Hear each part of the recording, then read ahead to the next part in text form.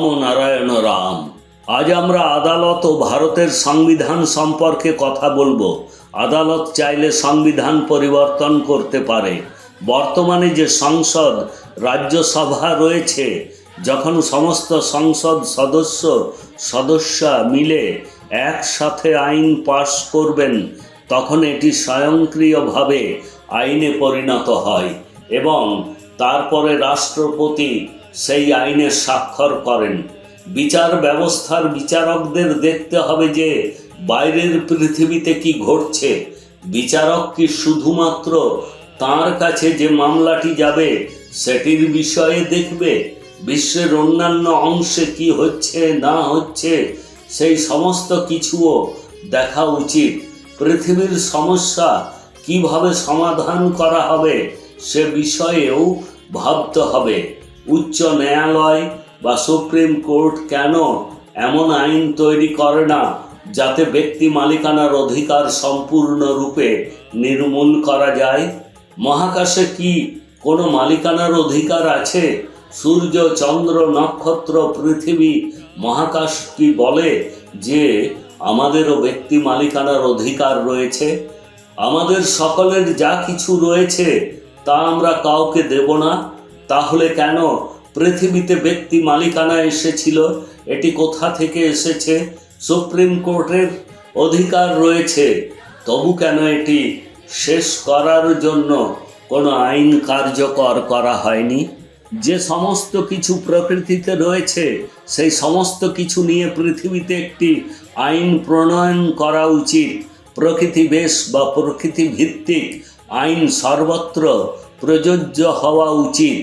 আমরা সমস্ত রাস্তা ও উপায়ের কথা বলি, তবুও মানুষ বোঝে না। এখানে কত রাজা এসে চলে গেলেন, মোগল যুগ এলো এবং চলে গেল, সবাই শাসন করলো এবং চলে গেল।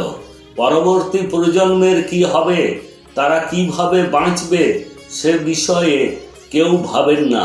তাই আমি বারবার বলি যে পরবর্তী প্রজন্মের জন্য এমন কিছু নিয়ম কানুন করা উচিত যে পৃথিবীর কারো কোথাও কোনো প্রকার ব্যক্তি মালিকানা থাকবে না। সন্তান দল এবং আমি সকলেই আপনাদের সাথে আছি। আমরা আমাদের জীবন দিয়ে দেব। শুধুমাত্র এই জাতীয় আইন তৈরি করুন। আদালত থেকে ন্যায়ালয়ের বিচারকদের কাছে এটাই আমাদের বার্তা। পৃথিবীতে থাকা ব্যক্তি মালিকানার জন্য সকলে ক্ষতিগ্রস্ত হয়। আমাদের মহাগুরু বালক ব্রহ্মচারী মহারাজ এই ব্যক্তি মালিকানার অধিকারগুলিকে দূর করতে উদ্যোগ নিয়েছিলেন। যতক্ষণ না এই ব্যক্তি মালিকানার অধিকারগুলি দূর হচ্ছে ততক্ষণ পৃথিবীতে সমতা আসতে পারে না। এখানে প্রত্যেকের সাথে কোথাও না কোথাও বৈষম্যমূলক আচরণ করা হয়ে থাকে। কাউকে তাদের জন্মগত অধিকার দেওয়া হয় না। যখন এই পৃথিবীতে সবাই সমান অধিকার নিয়ে জন্মগ্রহণ করে, তখন কিভাবে কেউ তাদের কাছ থেকে তাদের জন্মগত অধিকার ছিনিয়ে নিতে পারে? প্রত্যেকেরই এই জন্মগত অধিকার নিয়ম মতো পাওয়া উচিত। পৃথিবীর সমস্ত মানুষকে এক সমান রূপে বিবেচনা করা উচিত। কোনো বৈষম্য, কোনো বর্ণভেদ নেই। উঁচু নিচু থাকা উচিত নয়। কিন্তু যতক্ষণ না এই ব্যক্তি মালিকানার অধিকার দূর হবে ততক্ষণ পর্যন্ত এটি সম্ভব হবে না। তাই বিশ্বের সমস্ত মানুষকে একসাথে মিলে সমস্ত ন্যায় বিচারকদেরকে এক সুরে একসাথে কথা বলা উচিত, পদক্ষেপ নেওয়া উচিত। এই বিষয়ে আইন প্রণয়ন করা উচিত। নিজেকে শক্তিশালী এবং ধীর স্থিরভাবে তৈরি করতে প্রত্যেক ব্যক্তিকে অবশ্যই ধ্যান করতে হবে।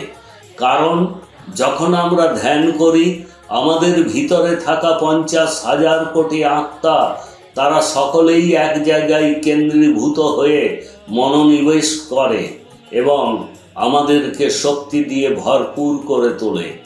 আপনাকে যা করতে হবে তা হলো আপনাকে মনে রাখতে হবে যে আমাদেরকে যে কোনো পরিস্থিতিতে ধ্যান করতে হবে।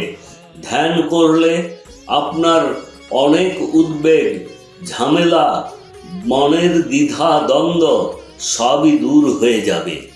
ধ্যান দ্বারা শব্দের উৎপত্তি হয়, সেটিই জীবনের পথ দেখায়। আজ প্রত্যেক ব্যক্তির রাম নারায়ণ রাম জপ করা উচিত। নিজেকে এই বীজ মন্ত্রের কাছে সমর্পণ করুন। এই বীজ মন্ত্রটি নিজের মধ্যে সমস্ত কিছু ধারণ করে, এটি নিজে নিজেই সম্পূর্ণ। আপনি যদি নিজেকে উন্নত করতে চান, তবে তাৎক্ষণিকভাবে এই বীজ মন্ত্রের সাথে সংযুক্ত হন। নিজের এবং সমাজের কল্যাণ করুন।